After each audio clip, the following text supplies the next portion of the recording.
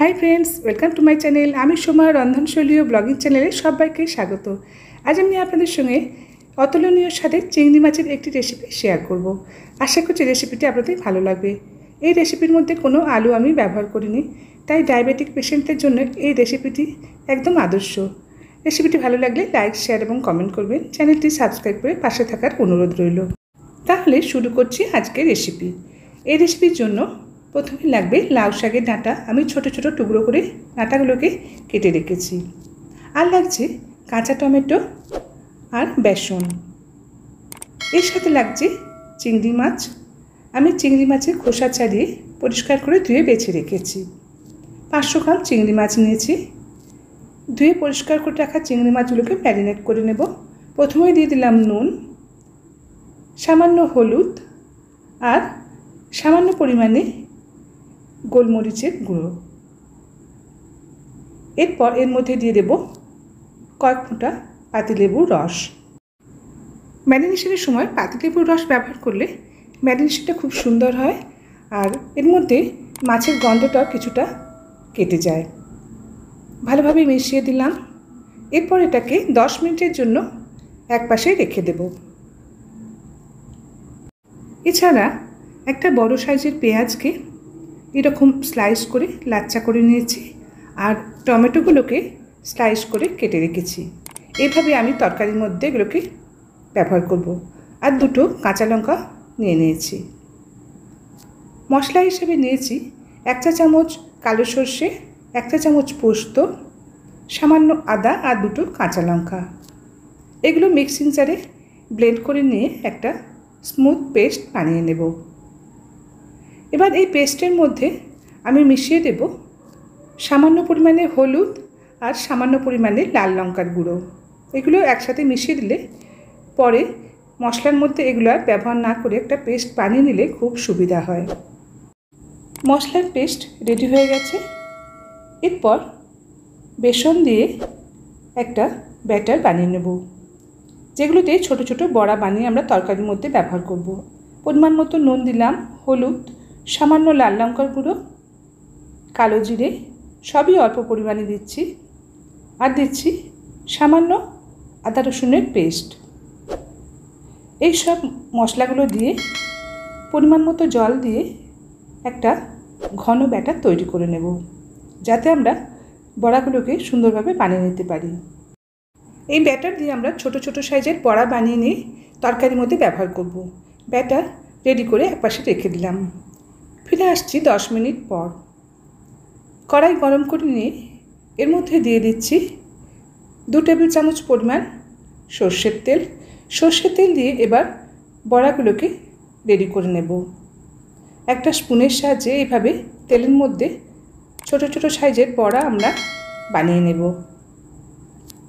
এইভাবে ব্যাটারটাকে ছোট ছোট করে দিয়ে তারপর উল্টে পাল্টে এপিট ওপিট করে ভেজে নিয়ে বড়াগুলো সামান্য লাল হলেই আমরা একপাশে এগুলোকে তুলে রেখে দেব। যেসব ভিউয়ার্স চ্যানেলটি সাবস্ক্রাইব করে অলরেডি পাশে আছেন তাদের সকলকে অনেক অনেক ধন্যবাদ। যারা এখন ভিডিওটি দেখছেন তাদের সকলকেও অনেক অনেক ধন্যবাদ। বড়াগুলো ব্রাউন হয়ে গেছে, এগুলোকে একপাশে উঠিয়ে রেখে দিলাম। এরপর ওই তেলের মধ্যেই ম্যারিনেট করে রাখা চিংড়ি মাছগুলো সামান্য ভেজে নেব। খুব বেশি না ভাজলেও চলবে, চিংড়ি মাছ বেশি ভাজলে শক্ত হয়ে যায়। এপিট ওপিট করে হালকা ব্রাউন হলেই এগুলোকে আমরা তুলে নেব। কাঁচা টমেটো আর চিংড়ি মাছের এই অতুলনীয় স্বাদের রেসিপিটি যদি আপনারা এখনও পর্যন্ত বানিয়ে না থাকেন তাহলে অবশ্যই এই রেসিপি ফলো করে ট্রাই করবেন। চিংড়িগুলো রেডি হয়ে গেছে। তেল থেকে তুলে একপাশে রেখে দিলাম। একই তেলের মধ্যে দিয়ে দিলাম সামান্য কালো জিরা, দুটো কাঁচা লঙ্কা। মশলা থেকে হালকা সুগন্ধ বেরোলেই এর মধ্যে দিয়ে দিচ্ছি কেটে রাখা পেঁয়াজের টুকরোগুলো। পেঁয়াজের টুকরো দিয়ে সামান্য নাড়াচাড়া করে হালকা ফ্রাই করে নিয়ে যখনই এর কাঁচা ভাবটা চলে যাবে এর মধ্যে দিয়ে দেব কেটে রাখা টমেটোর টুকরোগুলো। সবগুলো একসাথে আরও একবার হালকা হাতে ফ্রাই করে নিতে হবে, যাতে টমেটোর টুকরোগুলো সামান্য নরম হয়ে আসে। এরপর এর মধ্যে দিয়ে দেব কেটে রাখা লাউ শাকের ডাঁটাগুলো। ডাঁটাগুলো দিয়ে ভালোভাবে নাড়াচাড়া করে এটাকে কুক করতে হবে। এভাবে সবজিগুলো ভাজা ভাজা হয়ে গেলে ঢাকনা দিয়ে ঢেকে সবজিগুলোকে কিছুটা নরম করে নেব। সবজিগুলো বেশ কিছুটা নরম হয়ে এসছে। স্বাদ মতো নুন দিয়ে দিলাম। এই রেসিপিটি বানানো কিন্তু খুবই সহজ। খুব কম মশলা দিয়ে বানানো এই রেসিপিটিতে আলুর কোনো ব্যবহার করা হয়নি। তাই আমি আগেই বলেছি, ডায়াবেটিক পেশেন্টরা কিন্তু খুব সহজেই এটাকে খাবার হিসেবে গ্রহণ করতে পারে। এরপর এর মধ্যে দিয়ে দিচ্ছি ভেজে রাখা চিংড়ি মাছ আর বেসন বড়া। এগুলো দিয়ে সবজির সঙ্গে ভালোভাবে নাড়াচাড়া করে মিশিয়ে দিতে হবে।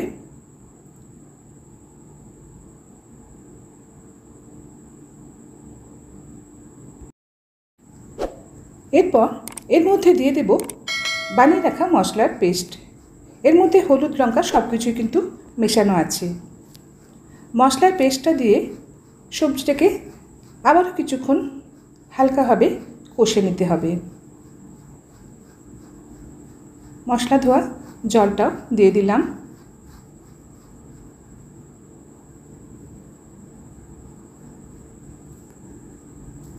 ঢেকে দিয়ে সামান্য কুক করে নিয়ে এর মধ্যে সামান্য পরিমাণ জল দিয়ে দেব। খুব বেশি জল এর মধ্যে ব্যবহার করা চলবে না। জল দিয়ে আবারও এটাকে ঢেকে আমরা কুক করে নিলে রেডি হয়ে যাবে আজকের হেলদি রেসিপি। আরও 10 মিনিট মতো আমরা এটাকে কুক করে নেব। তাহলেই বড়া চিংড়ি মাছের সঙ্গে মশলাটা মিশে গেলে খুব সুন্দর একটা স্বাদ তৈরি হয়ে যাবে। কাঁচা টমেটো খাওয়া যেমন স্বাস্থ্যের পক্ষে উপকারী, এর মধ্যে রয়েছে লাউ শাকের ডাঁটা, তাই রান্নাটা কিন্তু অতি সুস্বাদু হবে। সব শেষে দিয়ে দিলাম কাঁচা সর্ষের তেল। কাঁচা সর্ষের তেল দিলে কিন্তু তরকারির স্বাদ আরও দ্বিগুণ হয়ে যায়। রেডি হয়ে গেল চিংড়ি মাছের একটি অতি সুস্বাদু অতুলনীয় রেসিপি। রেসিপিটি স্বাদ করার জন্য রেডি হয়ে গেছে। রেসিপিটি ট্রাই করে কেমন লাগলো কমেন্ট বক্সে লিখে অবশ্যই জানাবেন। নতুন বন্ধু পাশে থাকা বেল আইকনটি পুশ করে অল অপশনে গিয়ে চ্যানেলটি সাবস্ক্রাইব করে নতুন নতুন ভিডিও আপনাদের কাছে খুব সহজেই পৌঁছে যাবে। আজ তাহলে আসছি এই পর্যন্ত। Bye bye, take care.